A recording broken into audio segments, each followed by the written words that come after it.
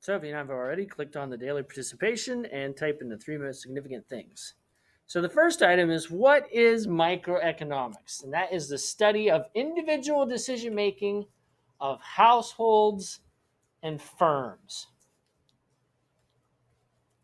Now, we talked earlier about economics simplifying things with models. And so when we say households, we mean all the individual people and everything that they control. So a household isn't just, them buying toilet paper and stocking up on it during the pandemic. It's also their land and what they choose to do with that. So their yard, or if they live out in the countryside, bless you, a big farm. It's everything that individual controls. And then firms refers to businesses. So it doesn't matter if it's a small mom and pop shop on a street in a little town, or it's a gigantic corporation. And it's also talking about the interactions of those firms. So what the industry does, for instance. And so is this industry have lots of producers and it's as close to perfectly competitive as possible, or does it have one big producer so it's really close to being a monopoly? Those are the types of things we look at in microeconomics. And of course, two of the most important variables that we look at with microeconomics would be supply and demand. And these two things, when they interact, help produce an equilibrium point where we maximize the benefit for both the households and the firms, both the consumers and the producers. And the one exception where things are kind of flipped around, because usually the demanding is done by the households and the supply is done by the firms. But the exception, of course, is when the firms are the actual purchasers. And the one thing that firms definitely purchase from households would be labor. So in the labor market, we still can plot the supply and demand to determine what the most efficient price, or in this case, wage is. But in that particular situation, they're actually reversed of each other. The firms are the ones that are doing the purchasing, demanding, and the households are the ones that are supplying. So kind of think of it in the business McDonald's. Ronald McDonald is walking down the aisle, and there all of you are on the shelves, ready to be purchased for your cheap, cheap labor. And that's how the labor market works.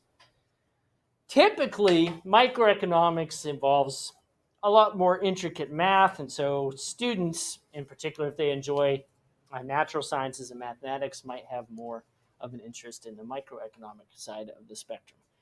Then there is macroeconomics, and that is the study of the total economy and its decision making.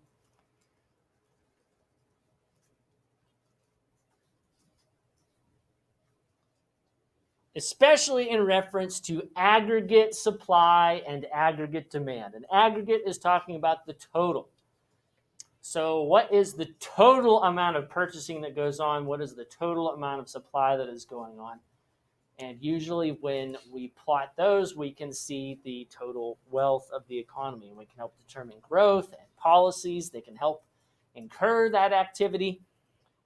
And so macroeconomics is used a lot by businesses to make predictions about the total economy and its health, and therefore they can make decisions based on their expectations of the total economy. If the business is going to make a microeconomic decision based on that macroeconomic data. Can we expand our business? Well, I don't know. Are we going through a recession? If that's the case, then it's probably a bad idea. And obviously the government uses macroeconomics data, especially when referring to economic problems that impact all of society. Inflation, unemployment, poverty are macroeconomic topics that the government is going to have to develop policies about. And so how are they intertwined? Well, obviously, they're intertwined because, as I referenced before, individual decision makers will look at what the broader economy is doing. Sometimes that can be good, sometimes it can be bad, though, especially if people misinterpret information. And let me give you an explanation of that. During the Great Recession, unemployment was 10%, which was incredibly high. However, 90% of the workforce was still working. The problem was, though, is people make microeconomic decisions that 90% based on the macroeconomic information they're reading about in the news. They see that there's a recession going on, so they become fearful and they slow down their purchasing. Consumer confidence drops. And so then the recession lasts even longer, not because of an actual economic problem that's happening, but because of fear in particular. So during the recession, it was getting close to Christmas time. I believe it was 2008. And I was talking to someone, and they of course, knew I was an economics teacher. So they said, oh, I bet you, especially you know a lot about the economy. You're probably not buying a lot for Christmas. And I said, oh, no, I'm actually buying pretty much the same amount I usually do. And they said, oh, what about the recession? I was like, well, I still have a job. So, yes, I'll still be buying the same amount of things. And they replied, well, me and my husband, we're slowing down. We're not buying as much. I was like, oh, is your husband unemployed? He's like, no, he's still working. But that's the thing, is that the 90% stopped buying as much. So then the recession really did get worse and last longer.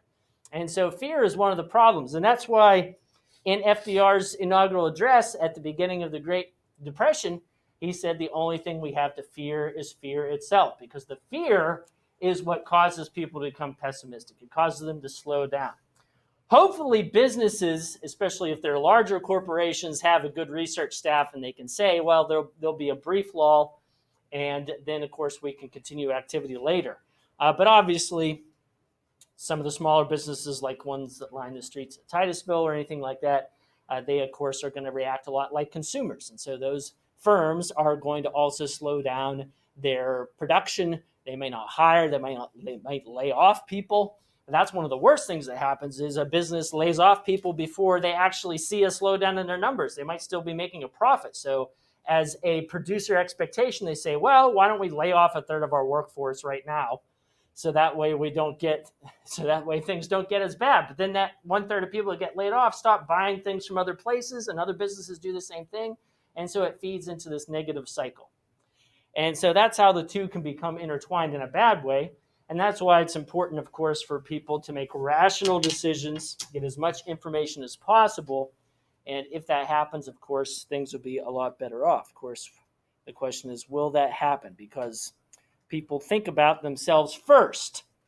And that's part of the good thing about capitalism, but it's also one of the bad things about capitalism, because people are going to want to protect their own at the expense of everyone else. So that's a problem. Same thing with the stock market. Stock market is often emotion-based. People see bad news. A big company, Apple, reveals that all of their computers and phones will explode within 3 days. And so the entire stock market is going to collapse. But do all those other businesses necessarily have anything to do with Apple? No. And so what will people do? They'll hurry up and they'll sell off as soon as they see that news, all their stocks. And that, of course, causes the entire stock market to deflate in value, which isn't necessary, but that's often what happens. So that's micro and macroeconomics, and why it's important, especially for people to pay attention and know about both sides of the coin.